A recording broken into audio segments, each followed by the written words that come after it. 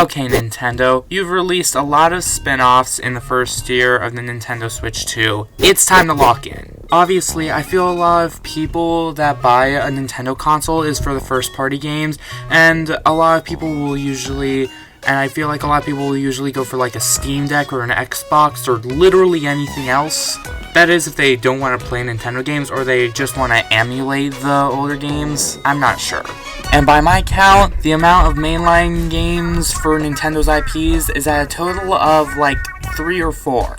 So today I'm going to be giving a brief analysis of everything Nintendo has done in the past 11 months and see if the Switch 2 is truly worth it. Because seriously, Nintendo, you have got to lock in and start pumping out some mainline games. So if you enjoyed the video, please make sure to hit the like button, please make sure to hit the subscribe button, please make sure to hit the notification bell. Doing all that stuff warms my pretty little soul because no one talks about me. But I'm at 169 subscribers, so if we can get that up to 200, I'd really appreciate it. Now, the fact of the matter is that Nintendo's sales in the Switch 2 have dropped. Okay, so it says on the Nintendo corporate website that the Nintendo Switch 2 has sold nearly 20 million units in hardware and 48.71 million units in software. In my opinion, that's good for a first year, and it is a record-selling console, having sold 3.5 million units globally in just 4 days straight. So yeah, it's a lot. There's a lot of hype for this console. It started off the summer of 2025, and the summer of 2026 is soon coming up, but now here we are, and Nintendo has given us a couple months heads up that the Switch 2 is gonna have to increase in price to $500,000. Frankly, I don't think that this is that unreasonable, but that's still, man, how do I word this? Look, I personally am fine with it being $400 to $500. Like, for hardware itself that you can still play all your Switch 1 games on, with a major improvement in resolution, I'm fine with it, especially since the Switch 1's price was like $350 and the OLED version was like $400. I'm misremembering prices, obviously, but yeah. But considering that it's not as egregious as the Xbox ROG Ally and the PlayStation 5 Pro, I'd say Nintendo is still keeping the price to a somewhat reasonable level for the console itself. But the software is where things get extremely dicey. Sales that are shown on Nintendo's website shows that Mario Kart World is at nearly 15 million, Donkey Kong Bonanza nearly at 5 million, Pokemon Legends ZA nearly at 4 million, Pokemon Pokopia not even at 3 million, and Kirby Air Riders being the lowest selling game in the past 11 months. I'm not gonna lie, I kind of feel bad for Sakurai on this one. Sakurai has spent like the past 30 years working on Smash Bros. After Smash Bros. With some games sprinkled in between, like Kid Icarus Uprising and the... Oh, I'd love to hear it, Talking Flower. What was I talking about? Bruh. Ah, that's too bad. But as I was saying, he's worked on some other games sprinkled in, such as Kid Icarus Uprising, So That Day, the original Kirby Air Riders. Technically, it's Kirby Air Ride, but you get the idea. The fact that this barely crossed 1.5 million is just sad. At this point, I'm just wondering how Sakurai is not broken yet, because... I guess just people in Asia are not built the same way as people here in the US, because I've been kind of getting burnt out on making videos on this dang channel. But quite literally, I'm looking at this chart again, and there's only like 2 mainline games just for Nintendo's IPs, and that's Pokemon Legends ZA and Donkey Kong Bonanza. And then there's the Switch 2 edition DLC for Mario Bros. Wonder and Kirby and the Forgotten Land. So that does kind of bring our total up to 4 when it comes to story, which is what I kind of consider a mainline game, but lately it's just been mostly spin-offs. So, ending summary, Nintendo needs to come out with more mainline games, because the fact that we only have 4 and 2 of them are barely story games at all, that kind of just ruins the point of the Switch 2, that most of these are just overpriced spin-offs. And that's really all I have to say. Now, when you think about it, it is fairly obvious that we haven't had a good mainline game in a while. Like, From what I've seen and heard, Donkey Kong Bonanza is absolutely amazing. But even the mass sales for that had depleted eventually. I'm not sure if Nintendo's going to be able to save this other than producing quality games that are fairly priced. Like Mario Tennis Fever, that looks nothing more than $40. Yoshi and the Mysterious Book, I almost called it Yoshi and the Mysterious Block. That looks like it's nothing more than $50, and they're pricing it at $60 digitally, which is still too much. There's only 3 games in the past 11 months that I feel are worth picking up, such of which include Tomodachi Life, Donkey Kong Bonanza, and Mario Bros. Wonder's Switch 2 edition.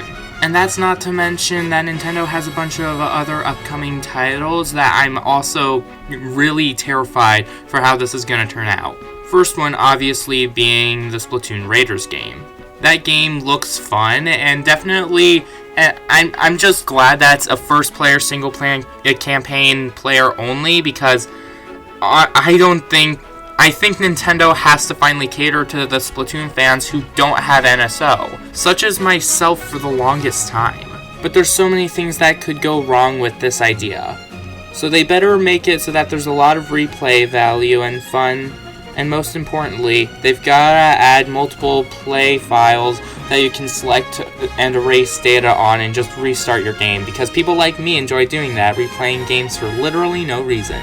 Which is one of my major gripes with the first player campaigns in Splatoon's in the Splatoon series. But like I said, if they don't handle this right, it's gonna be big poop. The Mario Galaxy Combo Pack. Boy, was I thrilled when I saw that. But also, what the heck, Nintendo? You should have just released 3D All-Stars. And make it not for a limited time, because like I'm one of the lucky few that have 3D All-Stars physically.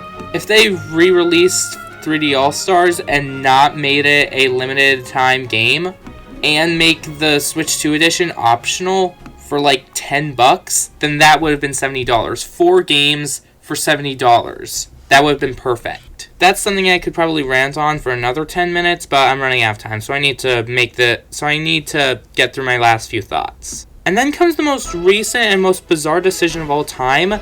The Star Fox Direct that happened a week after Nate the Hate predicted. Did they do that to troll Nate the Hate? Did they do that because that was the actual schedule? I'm not sure. But the fact that it's a remake and looks so realistic, I'm seeing a lot of back and forth on the graphics, and and then I saw the price online, and I'm like, oh my gosh, this price. It's shockingly good. But I'm not gonna lie, despite the somewhat good price, it doesn't seem like my type of game, and it doesn't look like the type of game for everyone. So with that fact known, Star Fox might also be another Switch 2 game that flops. The reason simply because it looks nothing more than a 5-hour campaign. Like, yeah, there could be a lot of replay value, but there could be a lot of replay value in picking different paths, but not everyone likes to go out of their way to do that sort of thing. A remake of an N64 game, which, by the way, I think is also on NSO, like, this is driving me crazy, Nintendo. And as if that wasn't enough, Nintendo Switch Online also has a big problem.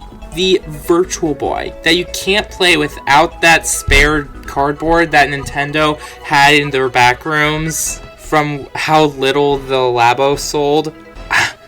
That's just repulsive. No one wants to spend $100 or $25 on something that doesn't, from what I've heard, is actually as painful as the original thing. We just want to play, if we want to play Virtual Boy, it needs to be not on the expansion pass, and we shouldn't have to acquire some stupid headset to play it. So yeah, that's basically the past 11 months in a nutshell. If Nintendo wants to save the Switch 2, they're really going to need to put higher quality in their games, and that's where the problem is. In order to put higher quality in their games, they need to have these large gaps of time in order to do it. I mean, Mario Kart World has been in production for the past decade, and it's still getting updates, I assume. Donkey Kong Bonanza must have gotten this much. Like, it must have been working in the works for a long while now as well, for them to have put in the bare minimum for a DKC Returns third remake. At least on the Switch 1 anyway, because the update on the Switch 2 does, I think, improve it by like, 10%? And Kirby Air Riders must have also been in production for a while as well, especially when you look back at the final Sakurai video. But we need mainline platformers. We need just more good non-spin-offs. Because if Nintendo keeps doing that, then the Switch 2 won't have much quality to it outside of just sports and racing games. And what makes this situation even worse is that there's so many games on Nintendo's channel owned by third parties that are getting released on the Switch 1 and 2 as well. So that just proves my point even more. So Nintendo's just kind of caught in a corner right now.